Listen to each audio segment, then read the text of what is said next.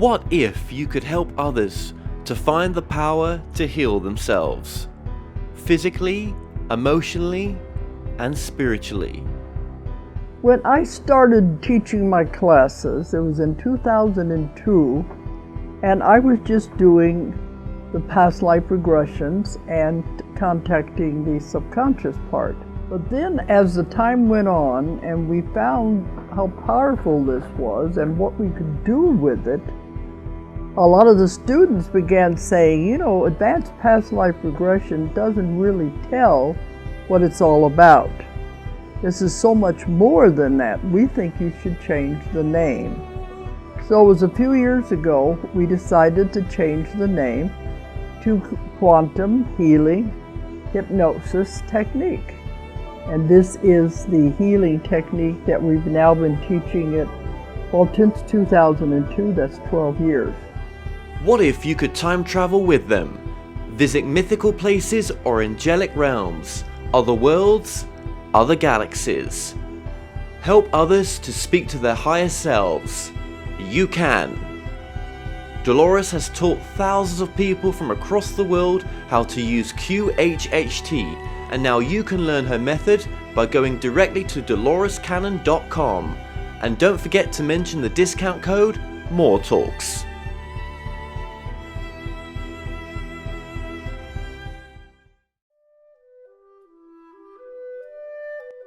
Established over 100 years ago, Watkins Books is one of the world's oldest and leading independent bookshops specializing in esoterica. We have the widest selection of esoteric books in the UK, and our friendly and knowledgeable staff are here to assist you in a unique ambience of our shop. So come and visit us in the heart of London as we're open every day.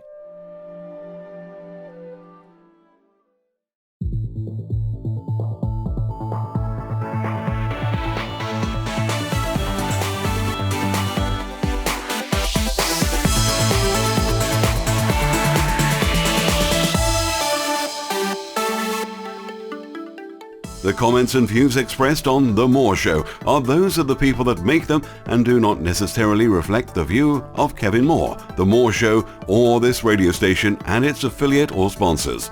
This show is for entertainment purposes only.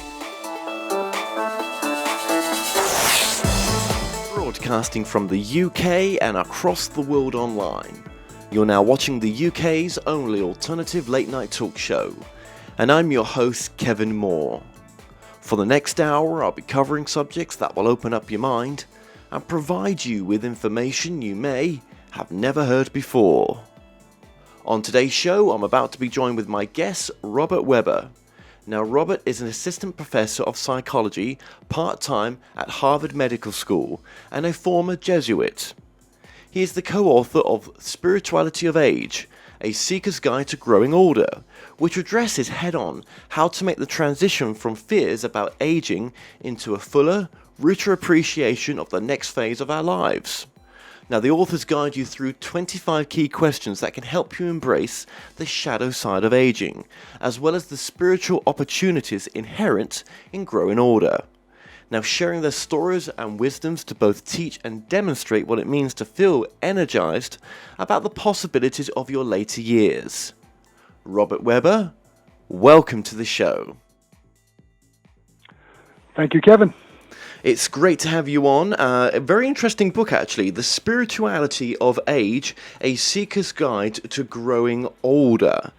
Aren't we all getting a bit older? I turned 38 the other day, and I'm going to be hitting 40 soon, and I'm really looking forward to it.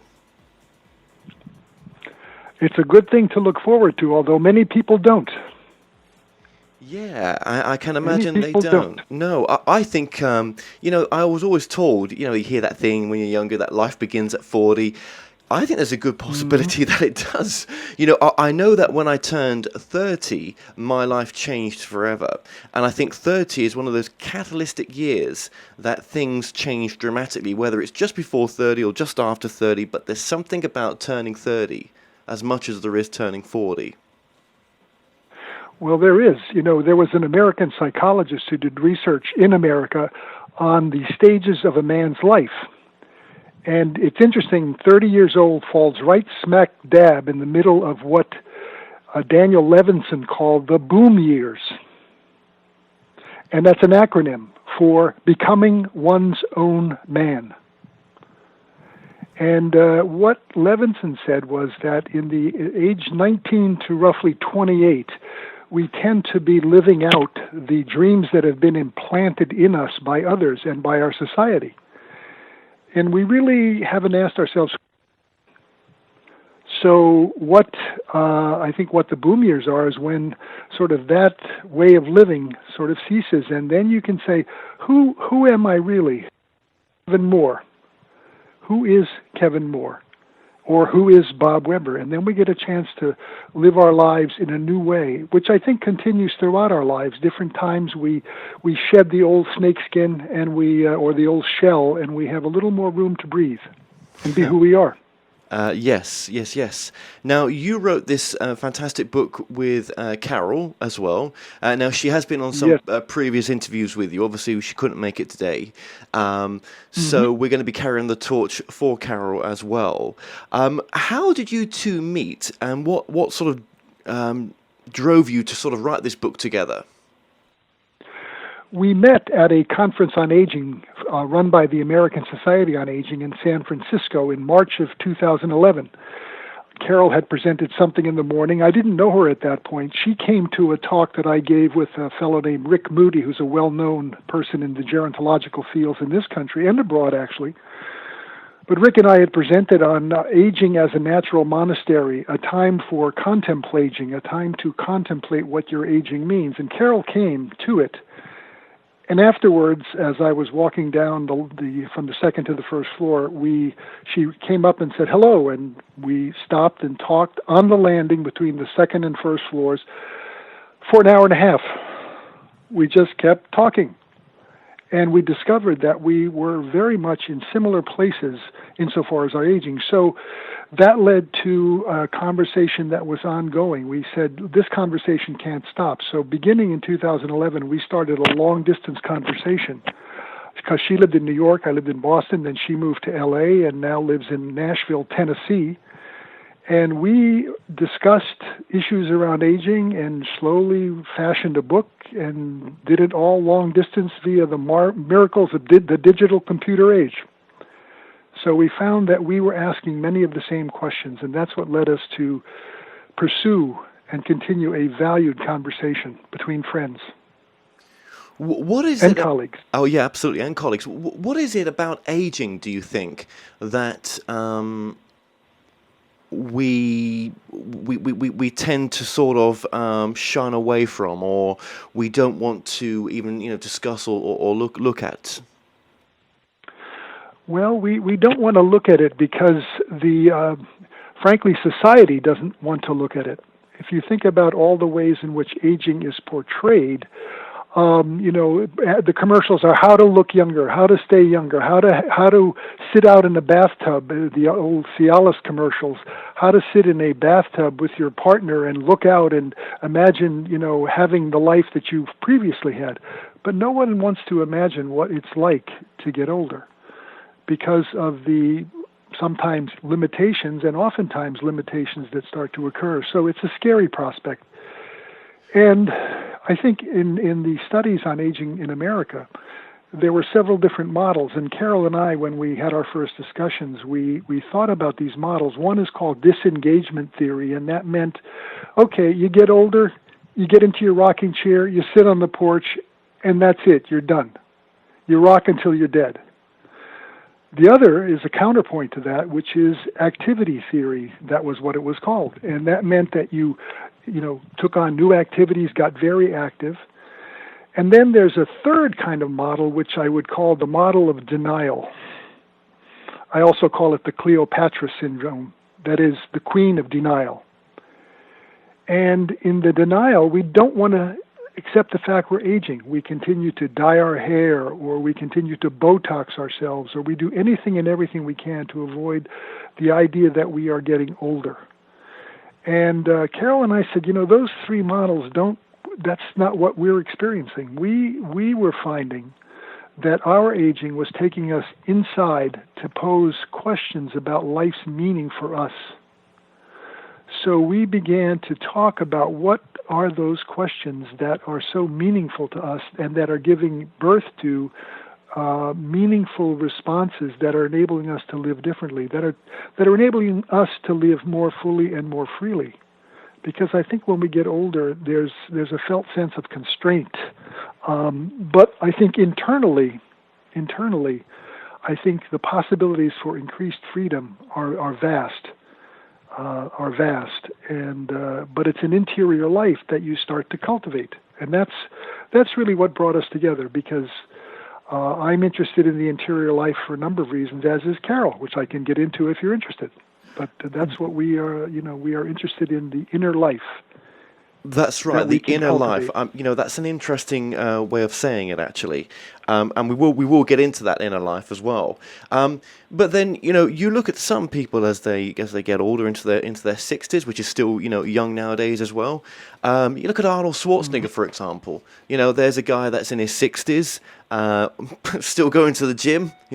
Still looking good, right. Still quite content with his life and not giving up. And then there's for example, I was thinking earlier on, look at the guy from that formed KFC, Colonel David Saunders, if I get the name right. He started that business in his 60s, I believe, and he continued promoting it and not so much running it as he got into his late 80s, maybe. I think he died at 90, but he still had, he was still involved in the business as such. Just because we get to a certain age, life doesn't stop and we can continue to do wonderful things. That is right. And I think one of the advantages of getting older is that we can become freer of the burden of expectation that is laid upon us. As I've gotten older, for example, when we're young, we have to be polite. We have to say yes even when we want to say no to somebody who asks us something. What I have found as I've gotten older is I'm freer now to say what I want to say. If someone says, do this, and I don't want to, I say no. There's a greater freedom, which is supposed to develop early in life, what's called, in Erik Erikson, a famous child psychoanalyst, he said, between the ages of 1.5 and 3, we're supposed to develop autonomy or self-law. And if you have children, you know what the self-law is. It's being able to say no to mommy and daddy when they say, eat the food, and then you go, no. But we lose that because we are taught that we have to fall into line.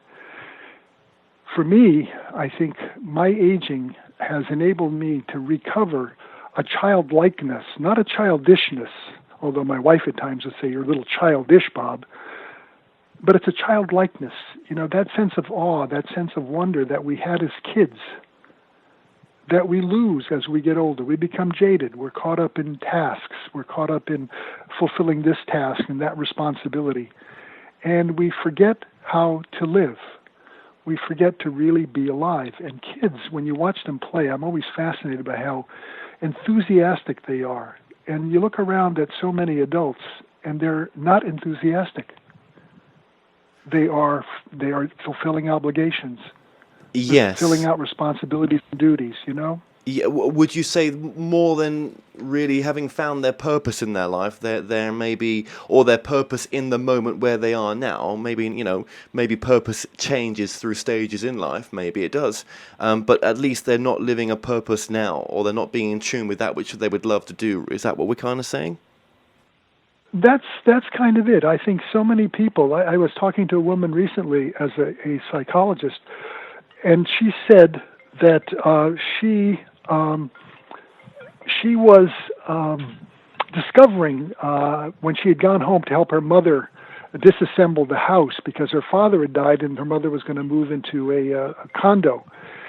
And what happened was she discovered old paintings and watercolors and drawings that she had done when she was a kid.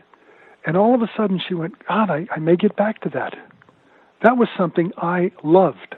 I've forgotten about it for these past, 35 years. I think there are many of us who have things like that that just need to be unearthed, almost an archaeological dig into our being, so that we can recover a sense of this is what makes me joyful, not just happy. Happy's fleeting. Joyful is deeper. Joyful is I'm living the life that is me. That's joy. And when you live that life, it's also peaceful because you're not contending with being something other than you are. No, absolutely. What I was going to say there as well is there are those that get to what we would call retirement age, and I mean, for me, when I get to that age, say it's in my 60s or 70s, I don't ever want to use that word retirement. Not because I'm against, not because there's anything wrong with the word, but I feel that that's just another stage of life to live a different purpose. But I do see some people just keeping busy all the time, and that's right. It's not the busy that they want to do, and it's everything's to blame but them for being in that situation. But our choices put us in these situations, don't they? Yes. Well, let me entice you, Kevin, to reconsider using the word retirement. Now, you'll have to go through the Channel to get to France to find a different meaning for the word retirement. The French, the word for retirement in French is en retraite, E-N-R-E-T-R-A-I-T-E, en retraite. Je suis en retraite, I'm retired, okay? But it also means to be on retreat. And retreat connotes a sense of, a more introspective, contemplative, meditative kind of stance toward life. So you may want to reconsider, and think about retirement not in the sense of, okay, I've set aside my job or this or that, but I am now going to be attending to something very different, what earlier I mentioned as sort of the inner life, and then see what gives birth or what births because of the cultivation of that inner life. What new ways of being in the world? That's... I don't find the idea of retirement repugnant if it's viewed in that sense in which the French language captures it. Okay, well that's thank you for sharing that. that's right. Think about it. Yeah, no, that's quite deep actually. Well, the whole book's quite deep, to be honest. It really does make you think. I mean, why? I meet some people though that are younger than me that do do consider. Wouldn't consider getting older as being an issue, that they're very much, I suppose, living in the present moment. That's where they are. Mm-hmm. Would you say that's a great place to be for all of us? Because the past is the past and the future hasn't happened yet. All we have is right now. Absolutely. And I think that's where we often don't live. We regret what didn't happen in the past, or we wish something had changed, or we had been able to change it. And we're thinking about the next day and what needs to be done, and we miss the day. Of late, I've had some health issues which have slowed me down considerably. And all of a sudden, the life I had been living was not the life I could live in light of the circumstances. But what I discovered was, little things that I was missing in the busy life. What I like to view it as, we spend our early part of our lives being human doings. And the task of the second half of life is to become a human being, rather than and transform the human doingness that we have been our whole lives into something different. And all of a sudden, I began to notice, even just sitting looking out my window sometimes, just the way the beauty of the trees blowing and the light changes on the leaves as they are sort of tossed about by the wind.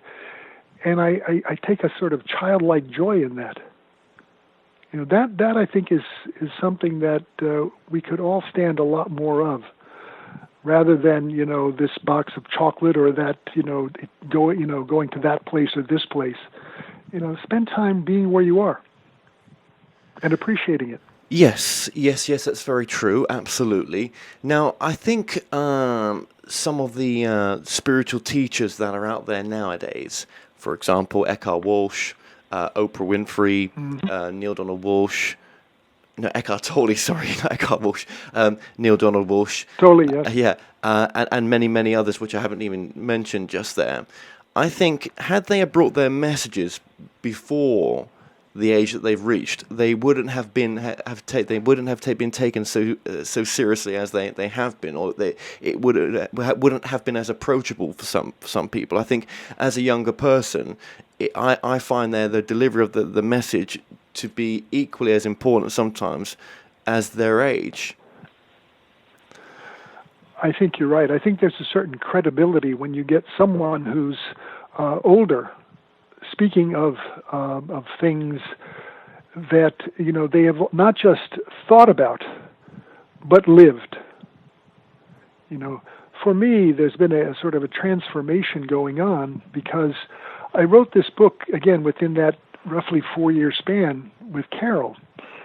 And during that 4-year span, I started to experience different, injuries and things like that, beginning with a torn rotator cuff when I slipped on black ice while walking my dog not in very Cambridge. Nice. And, I spent a year in PT. Well, it's not fun to have a torn rotator cuff, especially when you get 4 major tears. And that slowed me down. All of a sudden, I began to look at things. And then, I just had a total hip replacement. And I'm 5 weeks post-total hip replacement. I'm walking around, and I'm realizing things that I was not appreciating beforehand. That, that now I think I can speak with even more credibility. I think about this as I wrote this book with Carol, and now I feel like I'm doing even deeper firsthand research on aging and the spiritual possibilities and opportunities inherent in it, because I'm actually experiencing the vulnerabilities of age. Yes. I turned the biblical 70, just the end of last month in June, and so I'm 70. Congratulations. You're never going to catch up with me, Kevin. You're 32 years behind, right? Right. You'll not catch up.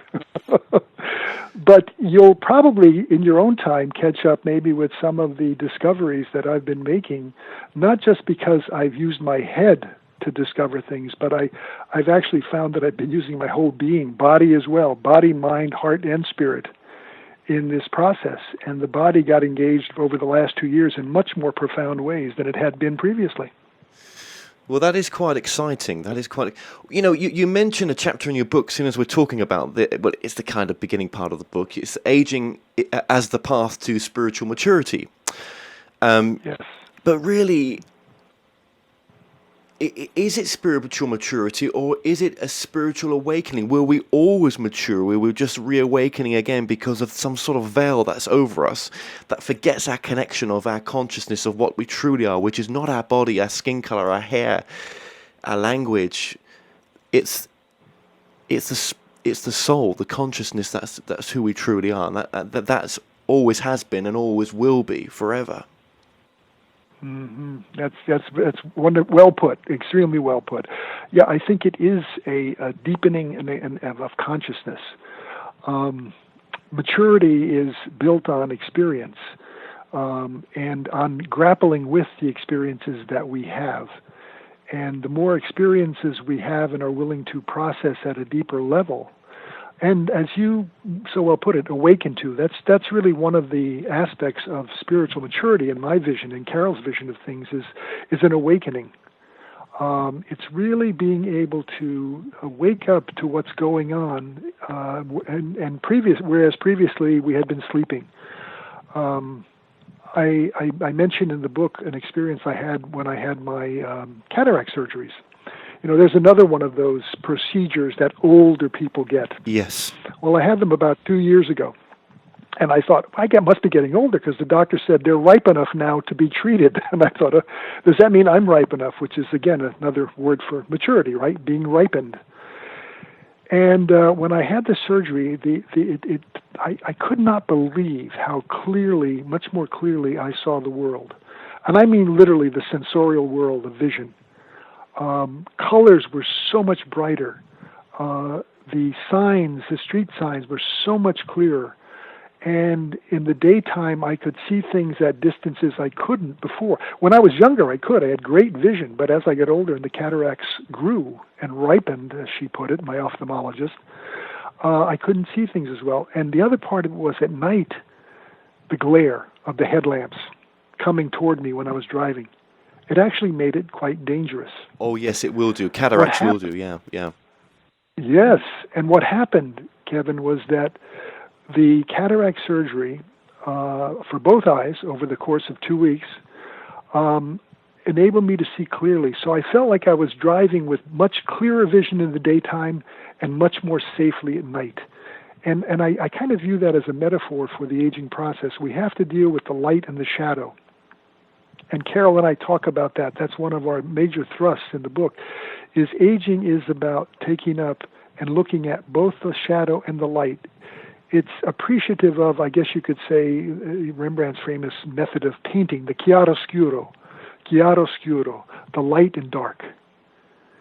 And it's in being able to envision both of those that we really can appreciate what we are looking at, the life we are looking at, the way we can appreciate a painting like Rembrandt's The Storm at Sea. It's that dark and light together that makes it so much more vivid in our mind. And I think that's what happens when we do that in our aging process. Life becomes more vivid. Yes. No, Much more vivid. I'm with you, actually. I'm with you. But, as we are talking about spiritual maturity still here, you must come across other men and women your own age who do not think like you, who are you could not have this conversation with, or they wouldn't find it hard to listen to this, but it wouldn't resonate with what we're saying.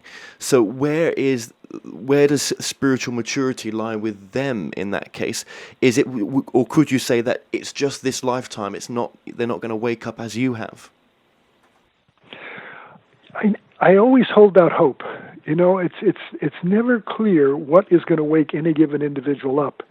Yes, I remember doing a book signing at a local bookstore here in the Boston area, and this guy looked at me and he said, he came up, he said, "Why would you write a book about a topic like that? It's so stupid."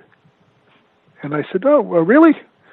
Well, it led to about a 25-minute conversation where I did not try to convince him of my position. He did not try to convince me of his. But we just shared ideas about, why we thought and felt the way we did. And it went beyond the thinking. It went to levels of sensory. It went to levels of emotion. It went to levels of body.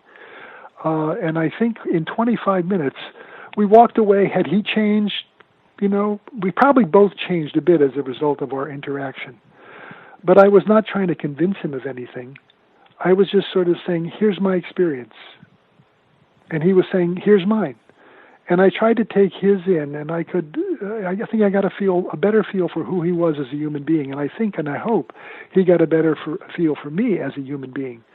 And maybe that's what we need to do is be more human with one another. Think about how much better the world would be if we could truly be the best of what our humanity can be. We often choose the darker side of it. Well, it's more attractive. So it's more attractive, isn't it? Sometimes the darker side, in one sense, as a human. When you have it, when you're not awoken, it's more attractive. That's what I'm trying to say, I think. But when you are awoken, I think you would not want to harm another, and you would not want something done to another that you wouldn't want done to yourself as well. There's a natural bond of something there. Maybe just call it love, that you just wouldn't do those things. Right. Yeah. Interesting answer you gave us there. Thank you for that. And as you see the world where it is right now, does it make you want to change things, or can the only thing we can change is ourselves? I think that change is from the inside out. I don't think it's from the outside in. I think when people come to me, I do a lot of psychotherapy.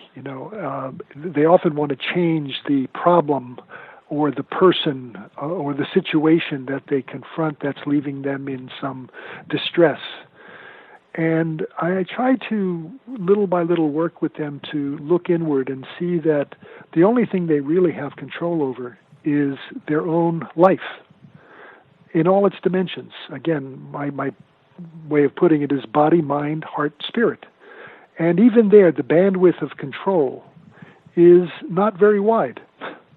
When you think about it, how much control do we really have? And maybe that's one of the things we need to do, is be able to relax a little bit more in the face of the things that we cannot change, and slowly see our way through to perhaps understanding what we can change about ourselves that might affect the other. Can I give you an example? Yeah, sure. I was in my office. I'm on a busy street, and all of a sudden I hear this shouting and this arguing across the street from me. I don't know what's going on, but it persisted, and I sort of was curious, what's going on? So I walked outside, looked across the street, and there was a cabbie and a young man in confrontation with each other. The cabbie, I guessed, and I think I'm right, was probably a middle-aged Ethiopian man who was driving his cab, and the young man was probably a graduate student at Harvard. He looked like that age. And the young man was crossing in the crosswalk, and the cabbie apparently encroached on the crosswalk and scared the bicyclist, and he kicked the bumper. And that led to the cabbie getting out and them confronting each other. What happened was that they became more and more heated, and the young man pulled out mace. And he said, "Stay back. Don't come at me. Stay back." And he maced the guy when the guy lunged toward him. The cabbie then called the police.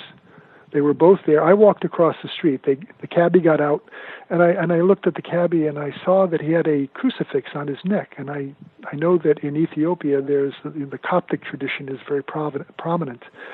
And I said, "Oh, you're a churchgoer?" He said, "Yes." And I said, "My name is Bob. What's yours?" And he gave me his name. And I looked at the other guy. I said, "Oh, you must be a student here." And he goes, "Yeah." I said, "What's your name?" He gave me his name. And I said, "Look, guys," I said, "what's going on? This is what really ought to... Can you two guys shake hands and maybe extricate yourselves from this?" And they did. The police then showed up. Neither of them filed charges against the other, and each went his way. And the policeman looks at me and just gives me a thumbs up as I'm standing back, because he asked me to stand back at that point. He didn't know what my role was there. My role was just sort of created. I think if we could do that in the world more, see that there are two human beings. Yes, they're in conflict. Yes, one is scared. Both are scared, actually. Maybe if we could get to the other side of fear and own instead of, how do I put it, instead of shielding it with anger, if we could get to it and own our fear, maybe we could, move in a new direction together as a people. Worldwide, planetary-wide, yeah, absolutely. I mean, fear, false evidence appearing real. That's what they call fear sometimes, false evidence appearing real. We make a lot of decisions sometimes based on fear, don't we? Yes, we do. All the time. I do it. I'm not above it. I'm Nor not me. People say, "Oh, you must be so advanced in your spiritual life." I say, "Look, I mess up as much as any other human being. As much as any. Given day. My wife calls me on it all the time. And I'm grateful for that." She's keeping you in check. That's what she's doing, Robert. She is, and she's not a churchgoer, and I respect her decision for being the way she is. I am a churchgoer, right? And it matters to me. But she is probably more deeply spiritual in so many ways, anchored much more solidly than I, who am a churchgoer. Well, yeah, I mean, we're all here for different reasons, and it's an ongoing learning process, isn't it? Do you know what I mean?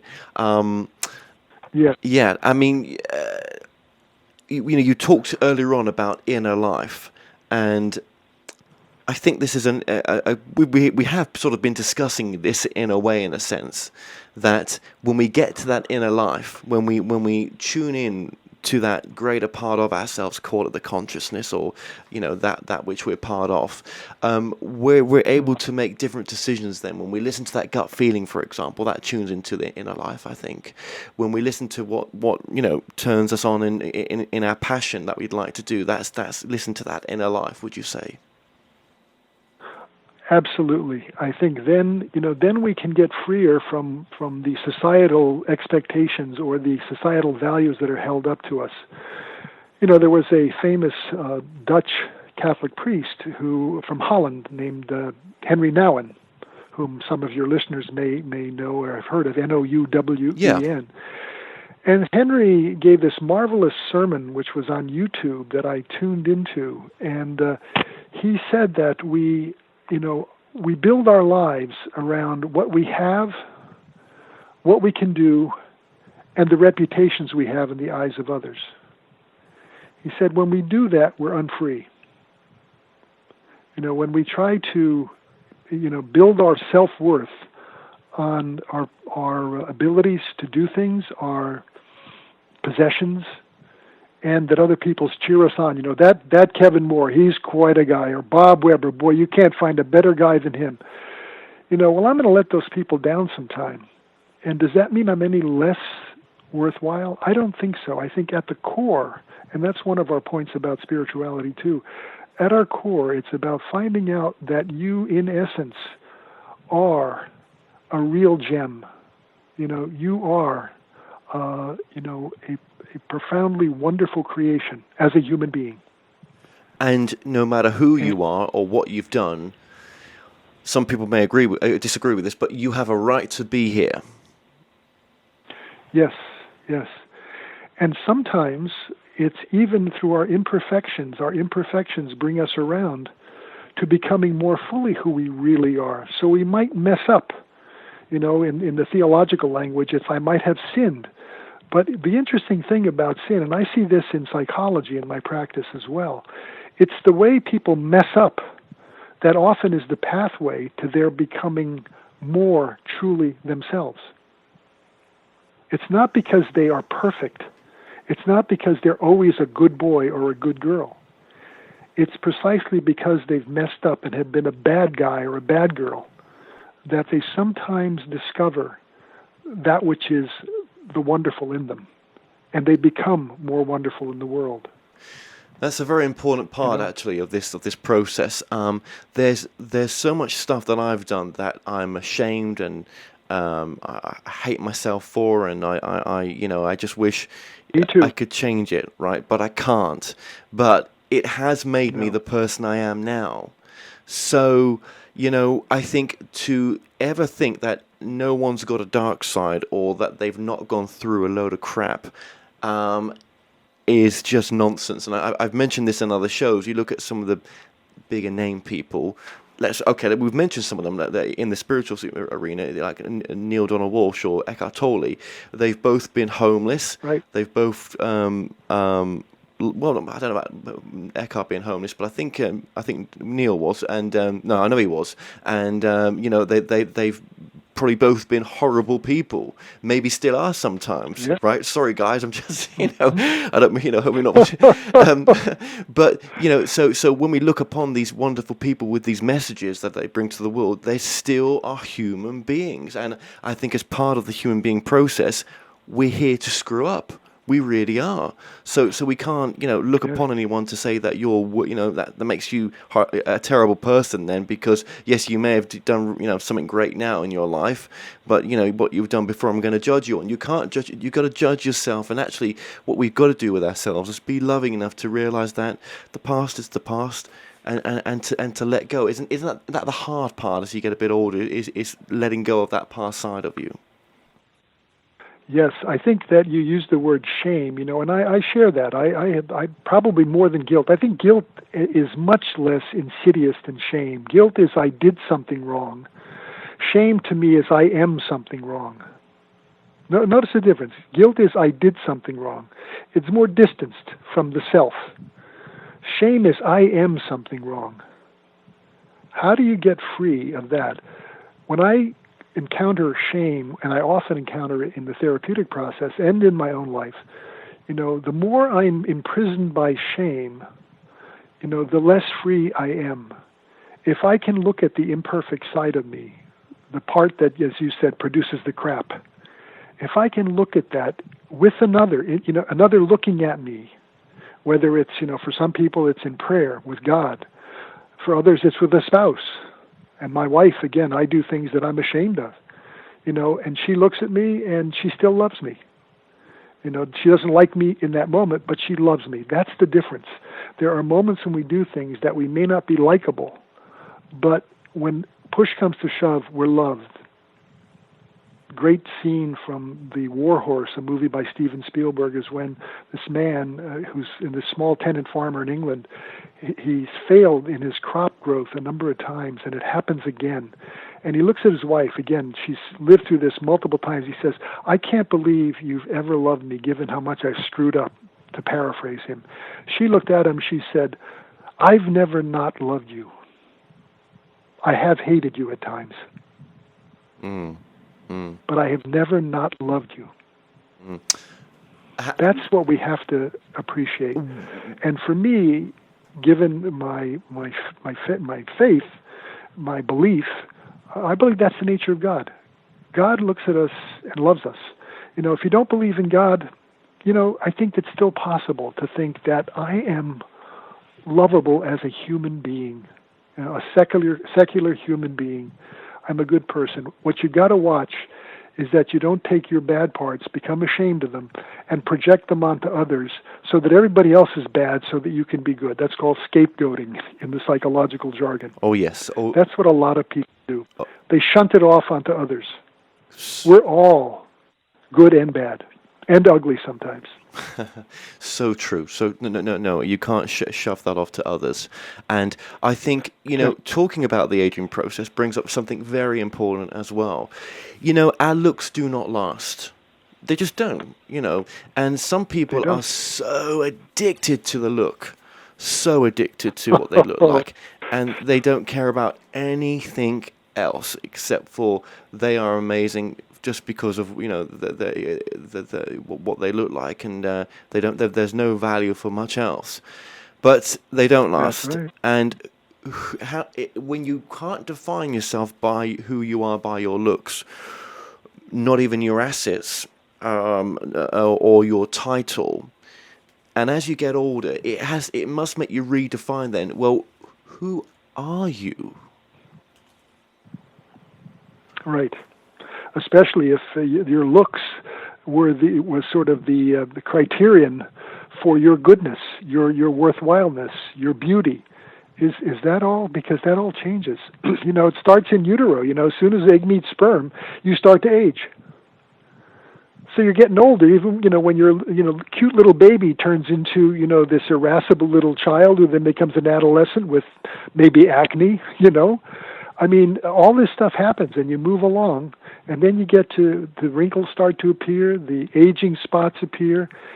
Are you still beautiful? I saw someone recently. I was away for the weekend, and I said, I just turned 70, and they said, "You really look good for 70." I said, "Well, what's 70 supposed to look like?"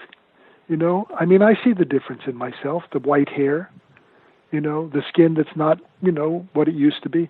But I look at myself and I think, but I have become a better human being. Overall, not just physically, but more importantly, psychologically, emotionally, and spiritually. When I was going through some hard times with the health stuff recently, like the hip replacement and other stuff, people would say, "I'll pray for you." And I'd say, "You know what I'd like you to pray for? That whatever I go through, it will help to make me a better human being." Oh, that's good. In the spirit, I think, of what you were saying, Kevin, just being more loving and compassionate. As I think I felt with that cabbie and that young student when I saw them and stepped in. I was feeling compassion for both of them. That's what I want to be, a better human being. That's good. With all my flaws. Yeah. And with it all, with everything. Yeah, I love that. staying on the subject, as we were just talking about, just looks and just trying to define what we are when we have lost everything sometimes, because we go through certain parts of our lives and we do lose everything. Divorce will make you lose everything in a sense, maybe even your mind, and what a great place to start to redefine who you are and to find yourself anew. I don't know where I would, if I couldn't define myself as the consciousness that I truly am within this body that I've got right now, I would struggle, I think, to define myself, if that makes sense. I just, when I look in the mirror and I'm aware of my awareness, I'm aware that I'm aware, I just know that greater awareness is not coming from my brain. It's something eternal. It's something outside of me. Something bigger. Something bigger. Yep. Yeah. And that gives me great comfort.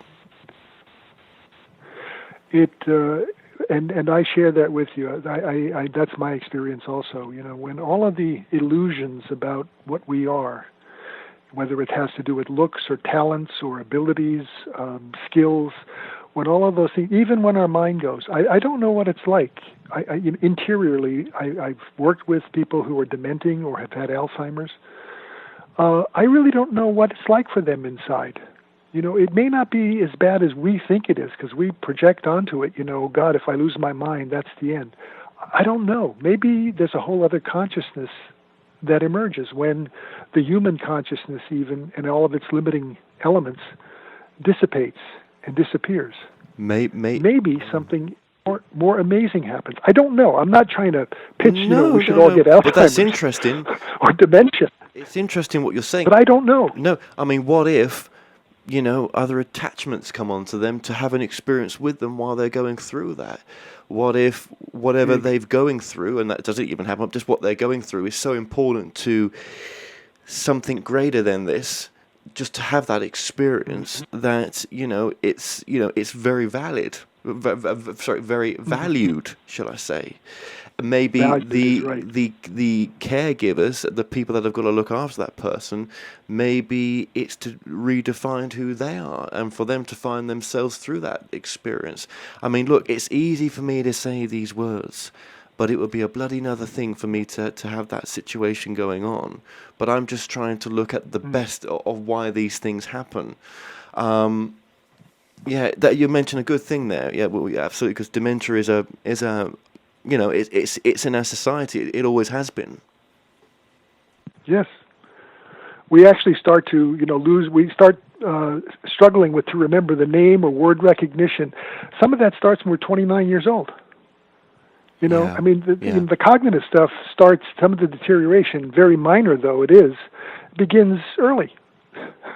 Yeah. And, you probably have the experience where you go to one room, and maybe you haven't, you're too young yet, but you go to a room and you can't remember why you went there. So you go back to the previous room and say, oh, that's why I went to that room. Now I'll go back there and get what I was trying to get. It's okay. And I laugh at it now. I used, at first I think I thought, oh my God, I'm losing my mind. And what I think is, well, my mind isn't working as fluidly as it once did. But there's still, all of a sudden I can appreciate other things. Even the fact that I walk back to the other room and maybe I say, I'm glad I can walk. Yeah. And that's enough. Yeah, that's another great thing you've mentioned there as well, is to just be appreciative as you get older of just what you've got. Now, some people say to me, Kevin, I was told getting older is graceful. That's a load of rubbish. It's not quite the same. But how do you appreciate, when you're in pain, when you're suffering from whatever? I mean, what if you've got cancer or it's some other debilitating bloody illness that you've got? Isn't it so difficult though to be sat in that space to appreciate it? But maybe it's from being in that space and just coming from a space of appreciation. It's easy for me to say these words, that actually it lessens the harshness that you're going through. I don't know. I mean, hope that makes some sense what I'm saying. Let me go with that, because you put your finger right on something that's happening for me. I said I had a hip replacement, 5 weeks ago, total hip replacement. I could have this beautiful scar, well done, there now, and I'm building up through physical therapy. I was an athlete through my younger life, and I'm still fairly reasonably fit now, but not greatly, not what I used to be. But in the midst of, our book came out in October, this past October, and within a week or two after that, after the launch here in Cambridge, I injured myself doing Pilates, which is a core strengthening exercise, and it worsened, and that's what led to my hip issue. But along the way, what I also learned, because I was being followed by another physician for another situation, I discovered I had prostate cancer. And he said, no more active surveillance, no more watchful waiting. We need to get more data and decide whether surgery is indicated. Well, the more data was an MRI, prostate MRI, and yes, indeed, there was suspicious growth that needed to be taken out. So on April 8th, I had a total laparoscopic prostatectomy. And then on June 20th, I had a total hip replacement. Oh my gosh. So bang, bang. But you know what came out of it? The grace for me, you mentioned aging gracefully, and it was not graceful because the pain was inordinate at times. There were many things that were not good. I kept working. I was able to bear with it. It wasn't bad during the day. It would come up at night. But as a result of all this, I think 3 grand illusions were shattered for me. The illusions of immortality, invulnerability, and complete independence. In their stead, as the complete independence got shattered, I discovered that, my whole life and world, and all our lives and world, we're interdependent from the time we are in utero. We are never not interdependent. There was a time when I didn't want to need anybody. And now I'm appreciative of the fact that I need everybody, even the person who gets the coffee beans, maybe in Latin America, or the person who produced this or that in some Asian country, or whatever. And what the gift that came out of that for me was a sense of community. I have a much more profound sense of community now. I'm part of something. I'm interdependent. The invulnerability, well, I'm vulnerable. I discovered that with my rotator cuff. I discovered that with the prostate. I discovered that with the hip. What's come in instead is a sense of compassion. I used to run away from the vulnerability of others, and now I won't run away from their vulnerability, and I won't run away from my own. And I feel now the gift I've gotten is compassion. I'm able to be part of the world suffering with others. Not in some heroic way, but just in a human way. So I'm able to be closer to people I work with now in therapy, even than I have ever been. I think I've been good all along, but I'm even better now. I'm a better human being. And what about immortality? I'm gonna die someday. I've come close to it a few times in different ways. I won't go into all the details. But what I've discovered, I think, is in their stead, I've developed courage. You mentioned, what was the acronym for fear you mentioned earlier? Oh yes, false evidence appearing real. Yes. The wonderful book, The Denial of Death by Ernst Becker. That's at the heart of getting old, I think. The fundamental element of growing older that we fear is we're going to die. I know I'm going to die someday. I've come close to it a few times already. And what's come out of that, the gifts for me, first, by looking at the fear that is there, I've grown, I think, a little more courage has grown up inside. And the other thing is I've been able to let go a little bit more and relax, knowing that I can't stop that from happening.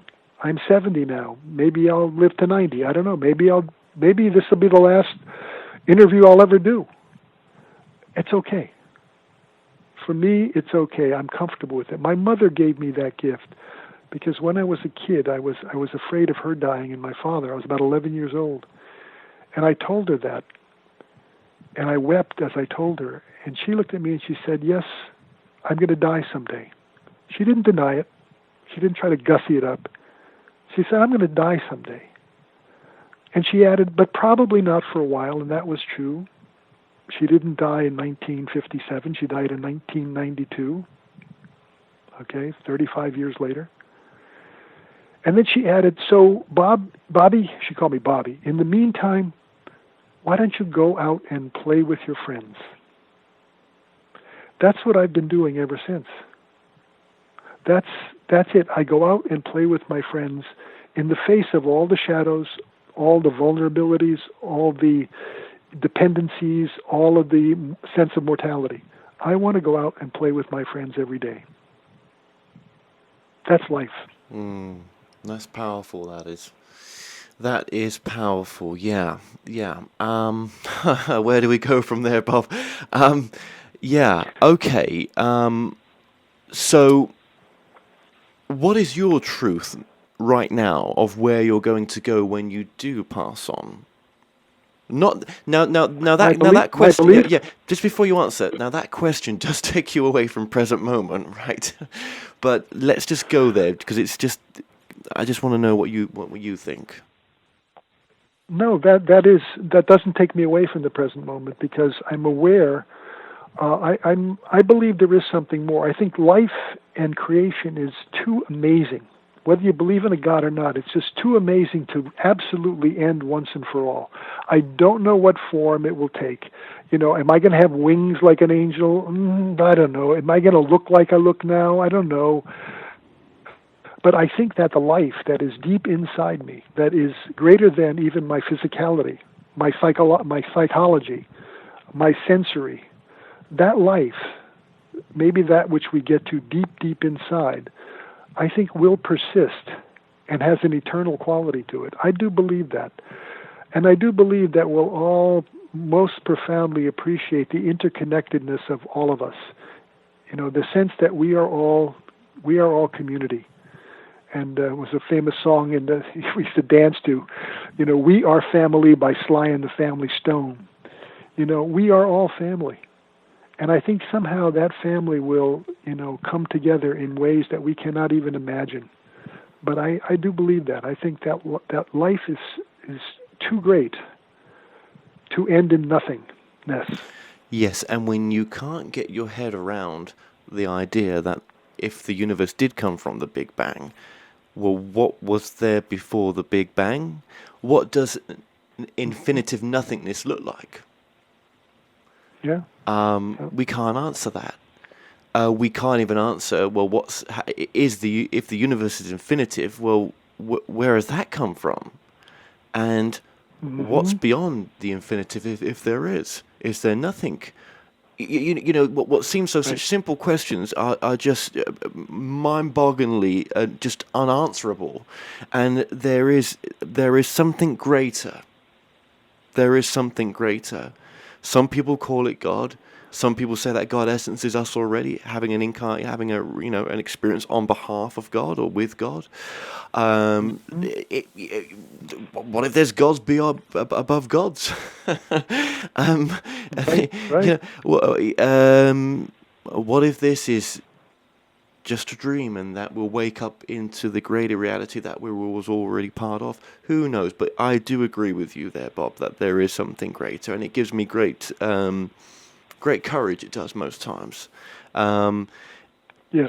And without that, I wouldn't struggle, but it's taken me to 38 to come to that truth. And some people are quicker, and some people it takes longer. And it ain't about how long or quick it takes. It's you will get to the point that you need to get to when it's the right time for you. Right.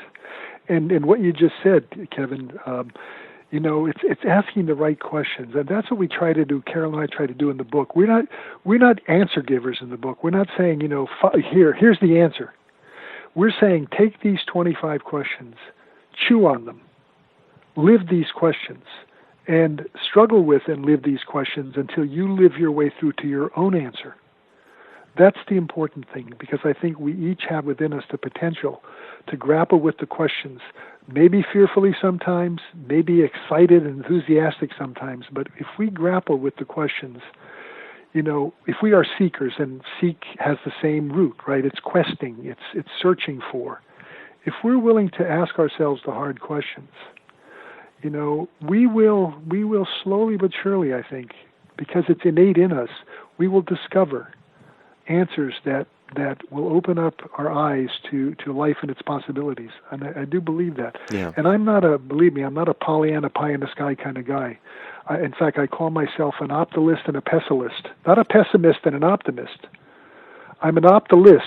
That is a combination of optimism and realism.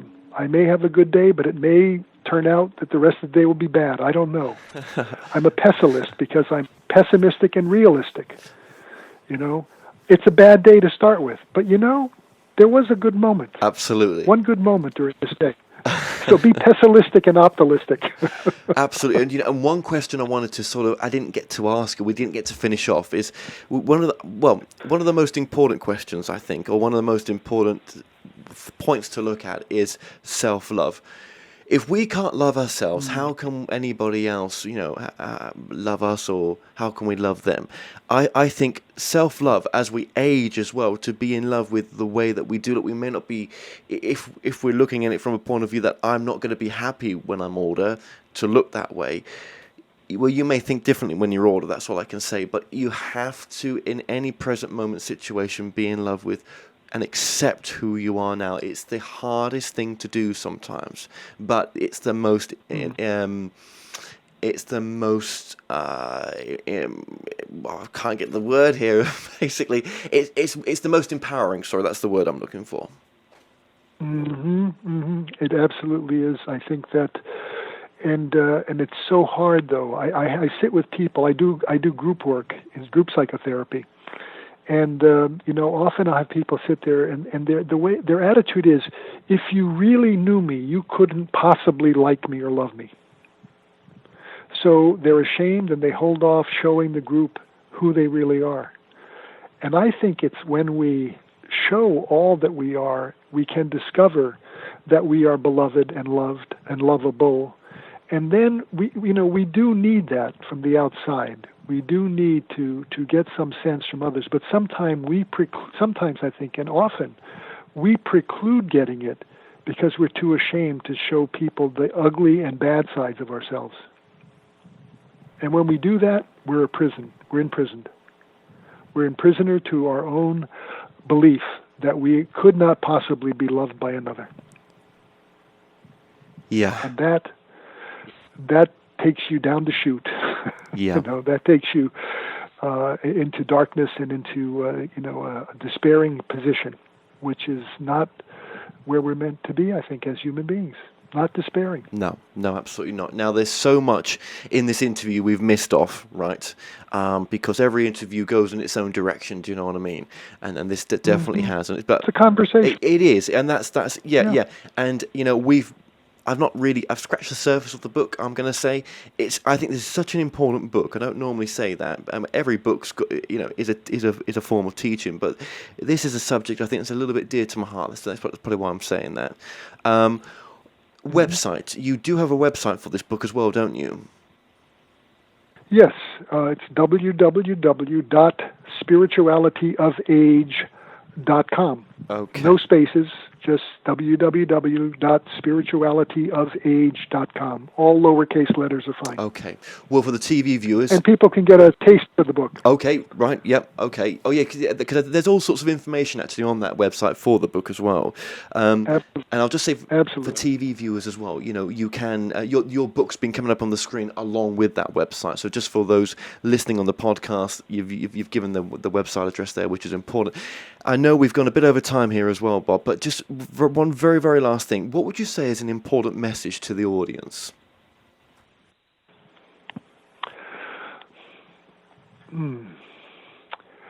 I'm sure there are some people who are saying, well, yeah, I don't think so. I don't agree. This is not about, what I'm saying is not intended to convince anybody of what I think or feel or believe. It's really encouraging the audience to ask the questions of themselves and to come up with their own answers. The poet Rilke put it well. He said, live the questions until you live your way through to your own answer. You will find your own answer, and aspects of your answer will surpass what I have, but they'll work for you. And mine, though they may not be quite as wonderful, work for me. So I encourage everybody to really just trust that you are, by being a human being, you are a very special creation. And if don't let shame imprison you, don't let guilt imprison you. Appreciate your belovedness. Absolutely. If you can walk away with that, even if it's even if you've been sort of rooted in that belief about yourself, maybe this will loosen it up a little bit. Some of the weeds of unself-love will be pulled up and can be cast aside. Well, Robert Weber, just thank you so much for joining us today. It's been a complete pleasure. Thank you. Thank you for the invitation to join you, Kevin. Thank you much. Well, we've come to an end on tonight's show. Don't forget that you can listen and watch all our past interviews on the More Show's official YouTube channel. Remember to subscribe to our YouTube channel for new daily shows. You may also find out more on our past and upcoming guests on the show via themoreshow.com, and do like us on Facebook and Twitter for the latest updates. So until next time, be safe.